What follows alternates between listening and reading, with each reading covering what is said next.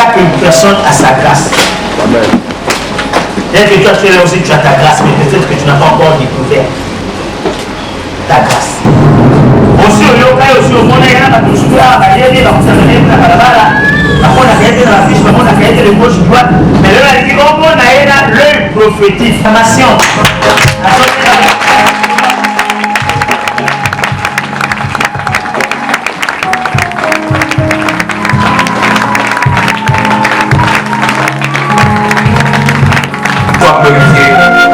Dans le nom de ton Fils Jésus, nous t'avons ici prié. Amen. Si tu es d'accord avec moi, tu peux acclamer. Tu peux faire plus que ça. Est-ce qu'on peut célébrer ce soir? Au nom de Jésus, on peut s'asseoir. On peut s'asseoir. Je vous salue dans le nom de Jésus. Le réveil a plusieurs manières. Le réveil a plusieurs définitions. Le réveil a plusieurs formes. C'est-à-dire quoi? Le réveil a deux aspects. Le réveil peut être spirituellement et le réveil peut être physiquement. Par la grâce de Dieu, nous allons parler du réveil physique et spirituel. Parce que le besoin de Dieu, c'est que toi tu puisses aller plus loin. Le souhait de Dieu, c'est de t'accorder encore la grâce. Je voudrais te dire ce matin, si depuis ton année a commencé, tu n'as pas encore témoigné Dieu, c'est possible qu'au milieu de l'année, tu témoignes Dieu. Les autres ont commencé à témoigner depuis janvier. Mars, avril, mai, juin, juillet. Maintenant, jusqu'au mois d'août là, tu n'as pas encore témoigné Dieu. Je voudrais te dire, ce qui compte dans la marche, ce n'est pas le commencement. Ce qui compte dans le parcours, ce n'est pas le début. C'est que les personnes élevées, ils ont commencé dans la gloire. Mais au fond de leur carrière, ils étaient maintenant en arrière. C'est que les personnes élevées, ils ont commencé avec les éloges. Mais la finalité, c'était la ruine. Quand Dieu veut faire quelque chose, quand Dieu veut changer les choses, Dieu ne descend pas comme ça comme les hommes. Il y a des mécanismes que Dieu utilise pour changer les choses. Il y a des choses que Dieu utilise pour changer les choses. Il y a des personnes que Dieu localise pour changer les choses. Ce matin, c'est tout l'ensemble de ceux qui vont changer les choses. Ceux qui sont en face de moi, c'est des personnes mandatées pour changer les choses. Et c'est très rare de voir dans les églises, dans cette génération-là, un père puisse y donner la chance à une nouvelle génération. Et papa aujourd'hui, et qu'il a le visa, il part, il revient. Il ne va jamais s'asseoir pour écouter les enfants. Et alors, nous avons une grâce. Ce matin, je dis à quelqu'un, il y a une chaise que Dieu a préparée pour toi. La première des choses que je voyais pendant que je suis allé hors de pays, je voyais clairement quelqu'un dans cette église que Dieu prépare son élévation. Il était parmi les serviteurs. Mais la chaise qui était placée, je voyais sa chaise monter. Quand je suis arrivé, je cherchais la personne dans la salle.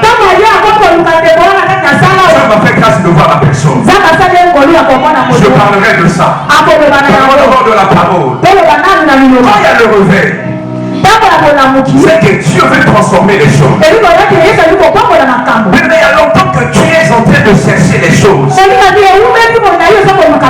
que tu n'as pas encore la révélation sur le réveil. La Bible nous parle d'un fils. C'est l'enfant prodigue. Vous savez, c'est l'enfant qui va demander l'héritage à son père au moment que son père est encore vivant. Faites très attention. Quand papa ne te demande pas de demander, ne demande pas. Si Élie a dit à Élisée, demande-moi ce que tu veux.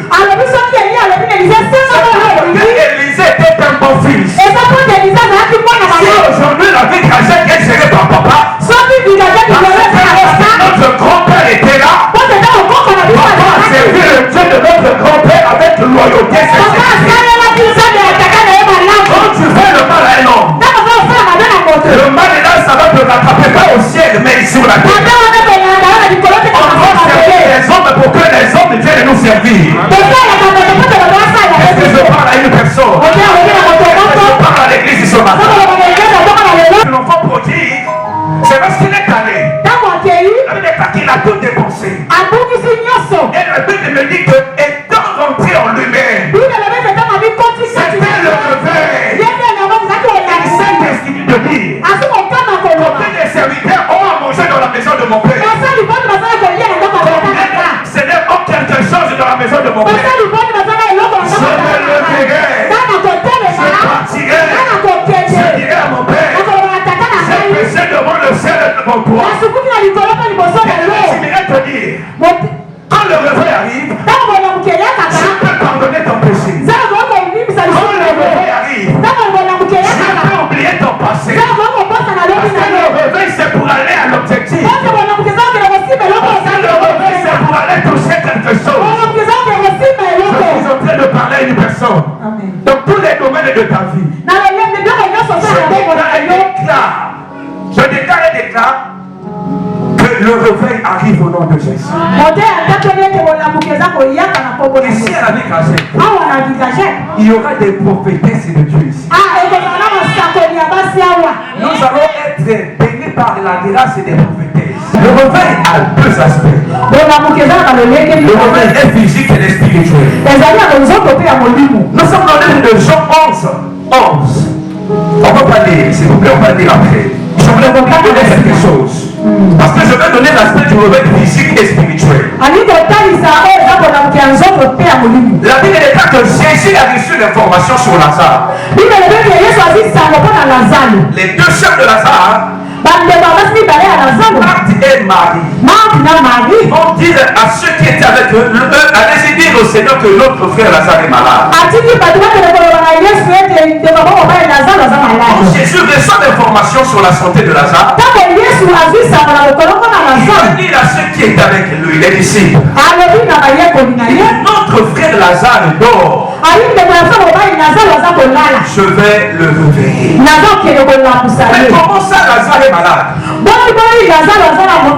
Le Seigneur va parler du réveil.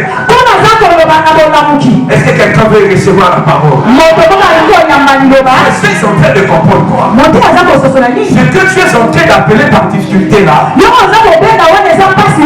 d'après le Seigneur, ce n'est pas les difficultés que toi tu vois. Les moments difficiles que tu es en train de traverser, ça c'est ce que toi tu dis. C'est le point de vue de ceux qui voient ce que tu es en train de traverser. Dieu dans les cieux appelle pas la souffrance de l'église par sa souffrance. La maladie sur toi, Dieu ne voit pas la maladie. Nous les hommes de Dieu, on peut dire que tu traverses les moments difficiles. D'après le Seigneur, c'est l'école de la sophrologie.